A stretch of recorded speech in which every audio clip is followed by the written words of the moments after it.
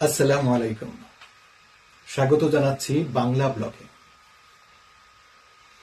আচ্ছা, বলুন তো, বিএনপি কেন ঢাকা বিশ্ববিদ্যালয়ে ছাত্রদলের সভাপতি নির্বাচন করল একজন হিন্দু ছাত্র গণেশচন্দ্রকে? যদি হিন্দু মুসলিম পয়েন্ট অফ ভিউ থেকে বিষয়টি দেখার চেষ্টা করেন, তাহলে হয়তো আপনি এর উত্তর পাবেন না। কিন্তু আপনি যদি রাজনীতি সচেতন হয়ে থাকেন, তাহলে সহজেই আপনি এর উত্তর পেয়ে যাবেন। যেখানে 90% ছাত্রছাত্রী মুসলিম, সেখানে তাদের প্রতিনিধি হিসেবে কেন একজন হিন্দু ছাত্রকে বেছে নিল বিএনপি?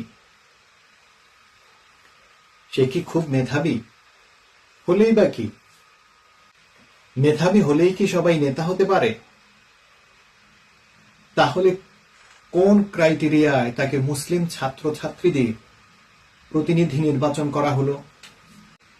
ইসলামী মূল্যবোধে বিশ্বাসী বৃহৎ একটি দলে নেতা বা প্রতিনিধি হওয়ার জন্য কি মুসলিম কোন ছাত্র নাই? কে হিন্দু বিরোধী বা কে মুসলিম বিরোধী, এটা এখানে কোনো মুখ্য বিষয় নয়। প্রশ্নটা হচ্ছে কৌশলে। রাজনীতিতে দেশপ্রেম, সততা, স্পষ্টবাদিতা যেমন প্রয়োজন আছে, তেমনি কৌশলেরও প্রয়োজন আছে। তা না হলে আপনি প্রতিপক্ষের নিকট নাজেহাল হতে পারেন। দেখুন, আজকের ডাকসু নির্বাচনে যা হলো বা যা হচ্ছে, যদি ভাবেন জাতীয় নির্বাচনে তার কোনোই প্রভাব পড়বে না, তাহলে আপনি নিশ্চয়ই ভুল ভাবছেন। ঢাকা বিশ্ববিদ্যালয়ের ছাত্রছাত্রীরা একটি জেনারেশনের প্রতিনিধি। এটা যদি আপনি হিসাবে না নিতে পারেন, তাহলে আপনি হয় চরম অযোগ্য নেতা, অথবা আপনি ভাবছেন সবকিছুই আগের মতোই আছে, আগে যা করেছেন এখনো তাই করবেন।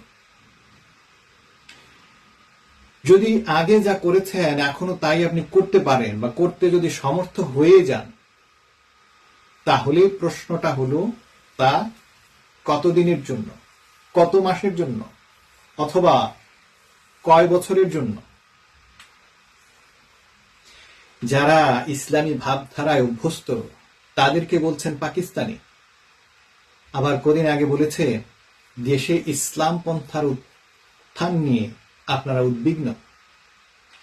ঢাকা বিশ্ববিদ্যালয়ে আপনারা ছাত্রদলের সভাপতি নির্বাচন করেছেন একজন হিন্দু ছাত্রকে।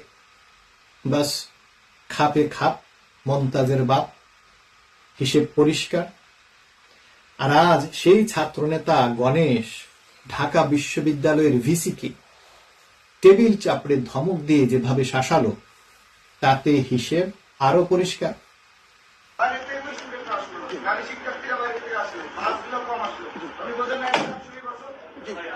আপনি চুপচাপ বসে যান, চুপচাপ বসে যান। যেটা বলছি, কোনো জায়গায় কোনো সময় শুনিনি আমরা তমাশা, কোনো সময় গেছে। আপনি বলেন,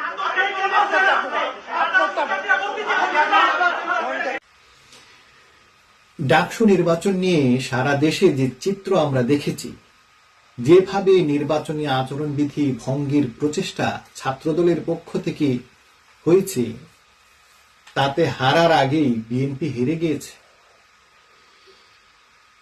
ছাত্র শিবিরের বিরুদ্ধে তো আপনারা শুধু মুখে নানান অভিযোগ করেছেন, কিন্তু আমরা যা কিছু সচিত্র দেখেছি, তাতে আপনারা না বললেও আমরা সিদ্ধান্তে উপনীত হতে পারব।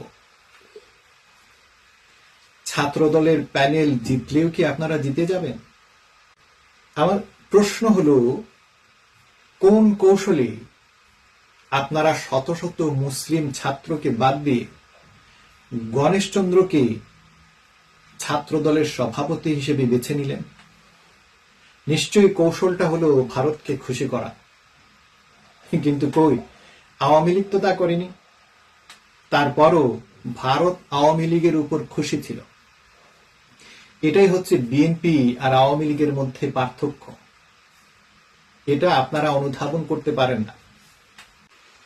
শুধু ছাত্র দলের সভাপতি কেন, আপনারা যদি প্রধানমন্ত্রীও হিন্দু থেকে নির্বাচন করেন, তাহলেও কি আপনারা ভারতকে খুশি করতে পারবেন?